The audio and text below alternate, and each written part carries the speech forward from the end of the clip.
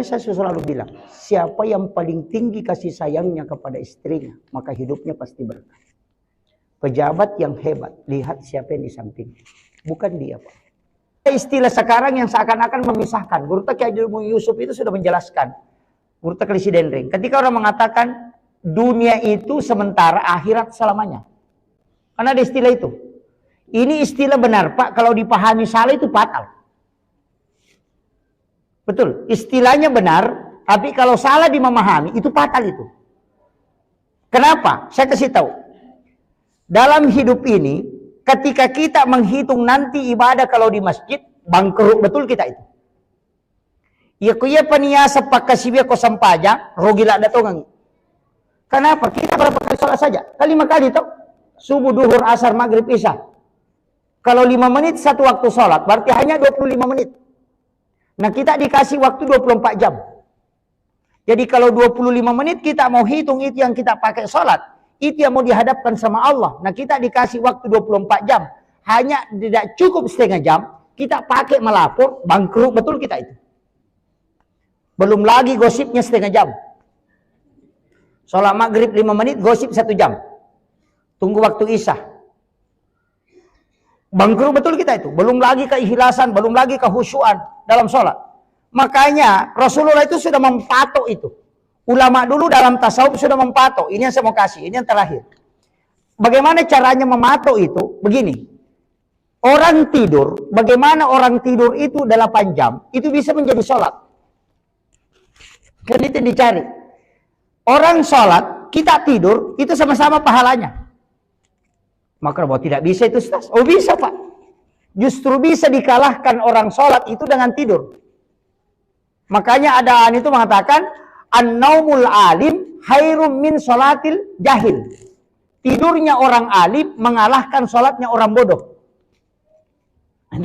Kalau salah paham ini Pak fatal. Bagaimana caranya? Itu kan ada kisahnya. Iblis mau masuk masjid, bolak-balik di pintu sudah masuk begini mundur lagi, masuk begini mundur lagi. Nabi lihat, ini siapa? Kayaknya enggak saya. Dia lihat, oh ternyata iblis. Dia tanya, kenapa kok begitu? Sudah masuk kembali lagi. Iblis bilang, saya mau masuk ganggu itu orang yang sholat, tapi saya takut sama itu orang yang tidur. Itu di Sahih Pak. Nabi mengatakan, kok bisa? Mana kami tahu iya atau matin dia minta atau masam pajangnya? Agak nasam. Orang yang tidur itu, orang tidak pernah berhenti berzikir kemudian dia tidur.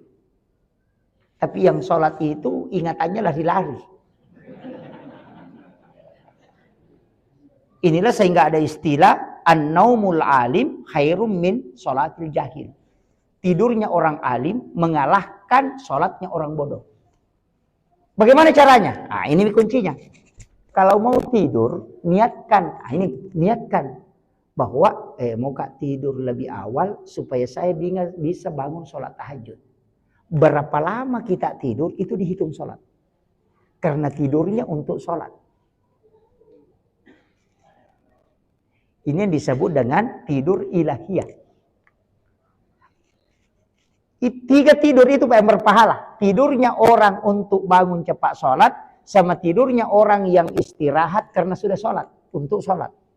Sudah sholat tahajud sampai jam 3, nanti jam 4:45 baru masuk subuh, dia mengatakan, saya agak kelelahan mau tidur-tidur dulu untuk supaya bangun sholat subuh.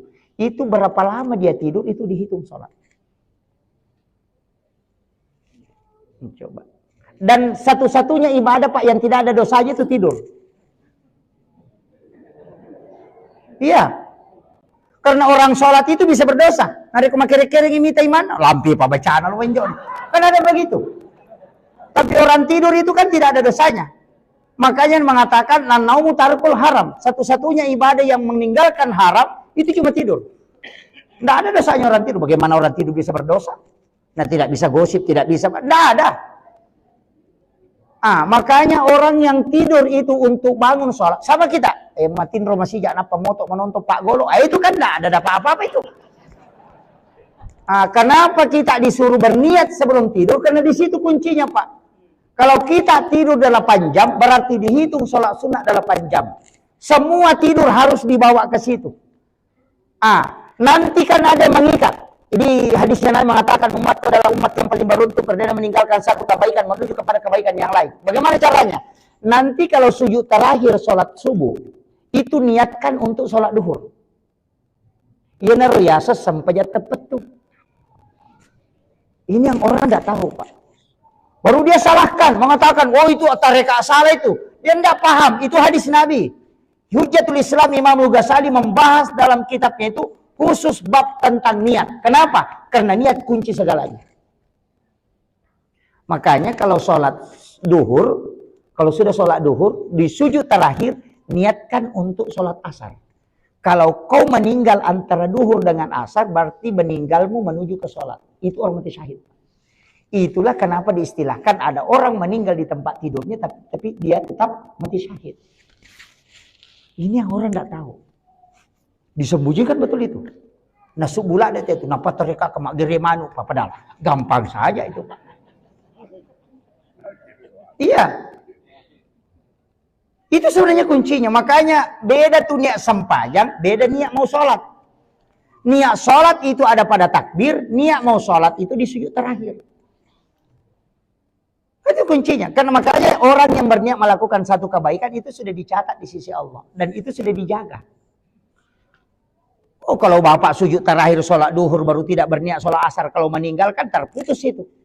Makanya itu nangka yasa kada sampai tepat tuh. Nah ini. Sudah tahu situ toh? Nah, ini gampang sekali Pak. Nah, kalau tidak tahu itu fatal itu. Kalau jenis terluka kan lain lagi. Saya tidak bahas itu dulu. Nanti stres kalau masuk banyak sekali itu. Kemudian itu tadi, makanya di dalam sholat kita harus pakai itu Pak. Pakai itu. Jadi sebelum di sujud terakhir itu pakai. Ada yang pakai sebelum salam. Kalau saya pakai sujud terakhir paling aman. Sujud terakhir. Walaupun sholat kan penutupnya di salam toh. Jadi setiap kita sambung itu, sambung terus. Orang keluarkan zakat tahun ini, niatkan juga berzakat tahun depan. Ketika rezekimu sudah tidak cukup, itu sudah dicatat kebaikannya selamanya. Di sujud terakhir kalau sholat tarawih, itu niatkan untuk sholat tarawih tahun depan. Itu kau sudah dicatat untuk tembus ke situ. Jika kau kurban tahun ini, niatkan untuk kurban tahun depan. Makanya disuruh datang kalau mau disembelih. Supaya di situ berniat.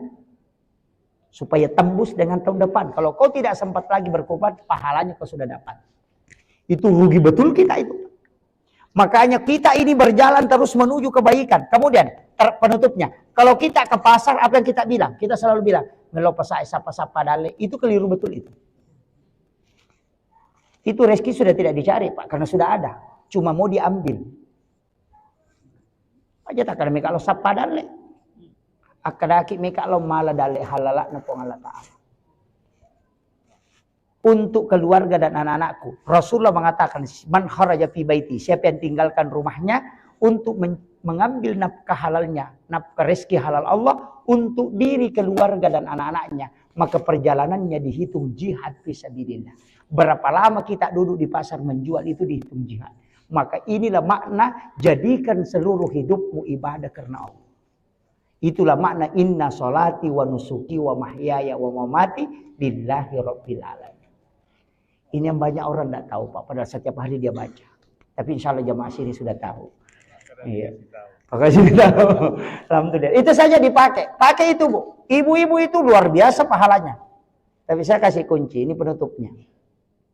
Kunci kehidupan itu Pak. Sebenarnya cuma 3. Takzim kepada orang tua. Orang tua itu ada 2. Orang tua yang melahirkan kita dan orang tua yang menyerahkan anaknya kepadamu. Itu mertua. Yang kedua, takzim kepada guru-guru yang mengajarkan kepadamu walaupun harfan, walaupun 1 huruf. Kalau kau mau hidupmu berkah, takzim kepada 3 orang.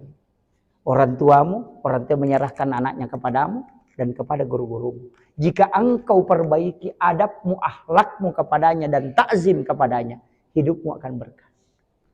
Ditambah 1, istrimu. Saya kasih tahu Pak.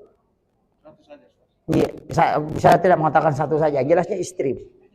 Kenapa? Konsep hidup kalau berkah itu dari istri. Bapak-bapak melihat orang sukses itu bukan dari dia sepenuhnya. Itu besar pengaruhnya siapa yang di sampingnya. Betul Pak. Jika engkau perbaiki kasih sayangmu kepada istrimu, maka hidupmu pasti berkah, rezekimu akan berkah. Tapi ketika engkau mencoba menyeleweng, pasti kau akan jatuh. Dan disitulah awal kehancuran manusia. Kita mau tahu, Soeharto orang hebat. Siapa yang tidak kenal? Dengan tangan besinya dia memimpin. Tapi ketika Ibu Tin wafat, tidak bisa bangkit. Habibie orang hebat. Siapa yang tidak mengakui Pak Habibie? Tapi ketika Ibu Ainun wafat, selesai. Susilo Bambang Yudhoyono yang masih hidup sampai hari ini. Hebat, 2 kali jadi presiden. Tapi ketika Ibu Ani wafat, sampai hari ini tidak bisa bangkit. Itu yang orang tidak baca. Itu kuncinya. Makanya saya selalu bilang, siapa yang paling tinggi kasih sayangnya kepada istrinya, maka hidupnya pasti berkah. Pejabat yang hebat, lihat siapa yang di sampingnya. Bukan dia, Pak. Karena tangannya istri, itu 3 kali lebih cepat doanya diijabah dibanding laki-laki. Baru saya kasih tahu, kalau kita mau tahu, pimpinan pondok pesantren ada di Jawa, hafal Quran 30 juz, ribuan hadis dia hafal, tinggal di pondok pesantren, ribuan santrinya, tapi dia jatuh sehina-hinanya hanya karena selingkuh. Orang yang hafal Quran pun sudah dijamin selamat, bisa dihinakan oleh Allah, apalagi yang tidak hafal Quran. Itu kunci. Maka pejabat, orang kaya, kalau mau mencoba main perempuan, pikirkan itu. Karena di situ awal kehancuran. Dan pasti saya hina, makanya wasa'asabila. Dan ayat pasti benar, Pak.